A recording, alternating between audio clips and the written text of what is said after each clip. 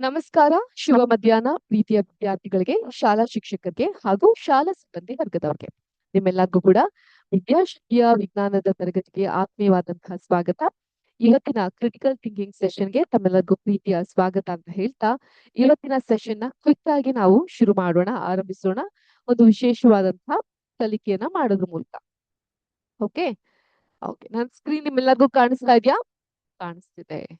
ಇವತ್ತಿನ ಕ್ಲಾಸ್ ನ critical thinking session ನ ಆರಂಭದಲ್ಲೇ ಕೂಡ ನಾವು ಒಂದು ಕತ್ತಲೆಯ ಕೋಣೆಯಲ್ಲಿ ಇರುವಂತಹ ರಹಸ್ಯವೊಂದನ್ನ ಭೇದಿಸ್ಬೇಕಾಗತ್ತೆ. Okay, like ghost hunter. Ghost hunter ಅಂದ್ರೆ ಗೊತ್ತಾ? ದೆವ್ವ, ಭೂತ ಇವುಗಳನ್ನೆಲ್ಲ ಓಡಿಸೋಂಥವ್ರು, ಆ ಸಮಸ್ಯೆಗಳನ್ನ ಕೂಡ ಬಗೆಹರಿಸುವಂಥವ್ರು ವೈಜ್ಞಾನಿಕವಾಗಿ. ಇಲ್ಲಿ ಕೂಡ ನೋಡೋಣ, ವಿಜ್ಞಾನ ನೋಡಿ ಎಲ್ಲೆಲ್ಲಿದೆ ಅಂತ. ಒಂದು ಕೋಣೆಯ ಸಸ್ಯದ ಬಗ್ಗೆ ನಾವು ತಿಳ್ಕೊಳ್ತಾ ಹೋಗೋಣ. ಅದಕ್ಕಿಂತ ಮುಂಚೆ ಕತೆ, ಉಪಕತೆ. ಓಕೆ, ಏನಿರಬಹುದು? ರಾಜು, ಈ ಹುಡ್ಗ ಕಾಣ್ತಾನಲ್ಲ, ಇವನೇ ರಾಜು. ಎಷ್ಟು ಮುದ್ದಾಗಿದಾನಲ್ಲ. ರಾಜು ತನ್ನ ಮನೆಯ ತೋಟದಲ್ಲಿ ಇದ್ದ ಒಂದು ಸಣ್ಣ ಗಿಡವನ್ನ ಕಿತ್ತು ತನಗಿಷ್ಟವಾದ ಕುಂಡದಲ್ಲಿ ಅಂದ್ರೆ ಪಾಟ್ ನಲ್ಲಿ ನೆಟ್ಟು ತನ್ನ ಬೆಡ್ರೂಮ್ ನ ಒಳಗಿಟ್ಟ. ಈ ಹುಡ್ಗ ಅವನು ದಿನಾಲು ಅದಕ್ಕೆ ಸರಿಯಾಗಿ ನೀರ್ ಹಾಕ್ತಾ ಇದ್ದ.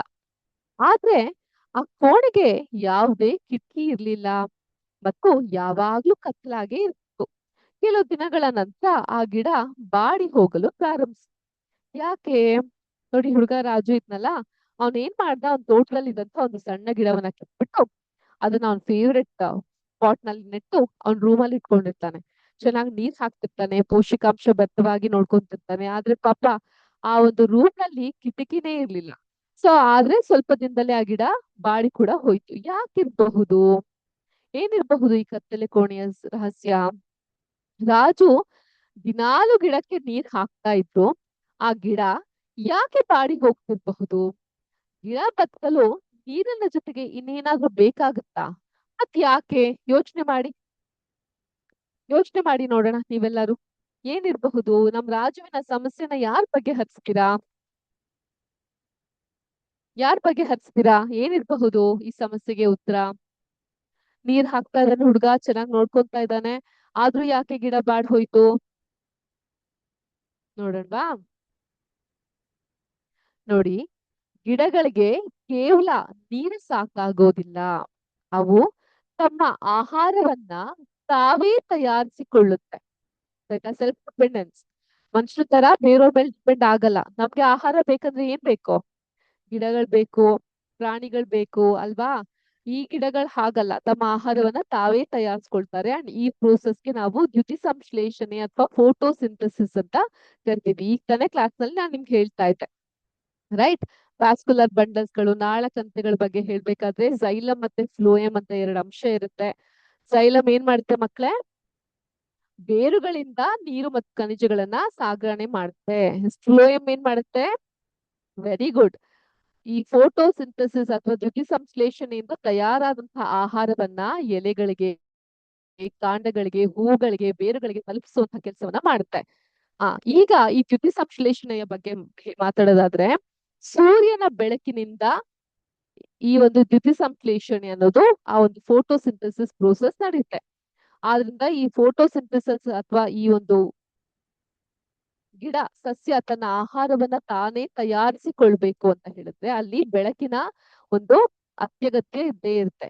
ಕತ್ತಲೆ ಕೋಣೆಯಲ್ಲಿ ಬೆಳಕು ಇಲ್ಲದೆ ಇರುವಂತಹ ಕಾರಣ ಗಿಡಕ್ಕೆ ಆಹಾರ ತಯಾರಿಸ್ಕೊಳ್ಲಿಕ್ಕೆ ಸಾಧ್ಯವಾಗದೆ ಅದು ಬಾಡ್ತಾ ಇದೆ.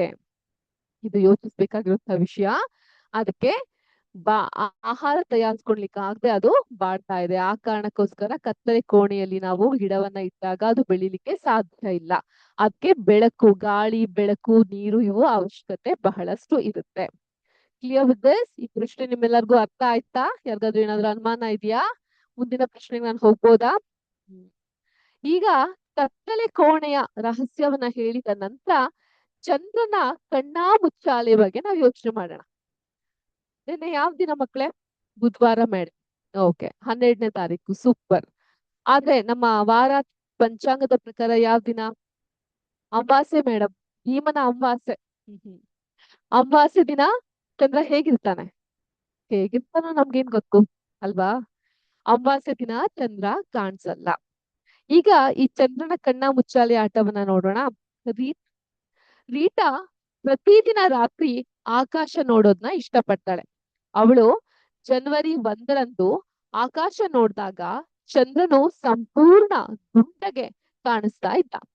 ದುಂಡಗೆ ಕಾಣಿಸುವಂತ ಚಂದ್ರನ ಏನಂತ ಕರಿತೀವಿ ನಾವು? ಹುಣ್ಣಿಮೆ ಚಂದ್ರ. ಆದ್ರೆ ಜನವರಿ 8ರಂದು ನೋಡಿದಾಗ ಚಂದ್ರನು ಅರ್ಧದಷ್ಟು ಮಾತ್ರ ಕಾಣಿಸ್ತ. ಏನಿರ್ಬಹುದಪ್ಪ ಇದು? ಜನವರಿ 1ನೇ ತಾರೀಕು ಆ ಮಗು ಚಂದ್ರನ್ ನೋಡಿದಾಗ ಚಂದ್ರ ದುಂಡಗೆ ಇದ್ದ. ಹೀಗೆ ಜನವರಿ 8ನೇ ತಾರೀಕು ನೋಡಿದಾಗ ಬರೀ ಮುಕ್ಕಾಲ್ವಾಸಿ ಅಷ್ಟೇ ಇದ್ದ ಚಂದ್ರ. ಮಿಕ್ಕಿದ ಕಾಲ್ಭಾಗ ಎಲ್ಲಿ ಹೋಯ್ತು ಅನ್ನೋದು ನಮಗ್ ಗೊತ್ತಿಲ್ಲ. ಹೌದಾ? ನೋಡೋಣ ಇದಕ್ಕೆ.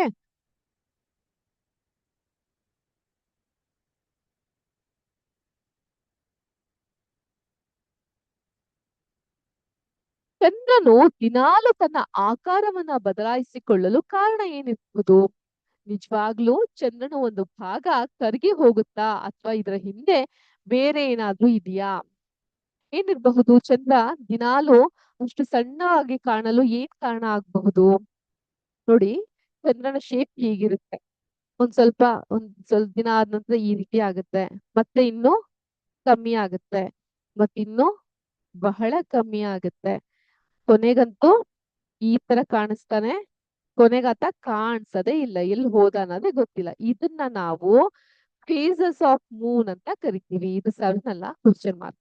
ಓಕೆ, ಫೇಸಸ್ ಆಫ್ ಮೂನ್ ಅಂತ ಕರಿತೀವಿ. ಏನಿದ್ರ ಅರ್ಥ ನೋಡೋಣ.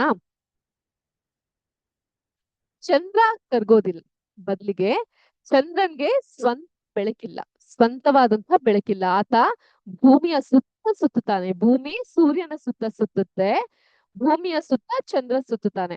ಆದ್ರಿಂದ ಭೂಮಿಗಿರುವಂತಹ ಸ್ಯಾಟಲೈಟ್ ಚಂದ್ರ. ಅರ್ಥ ಆಯ್ತಾ?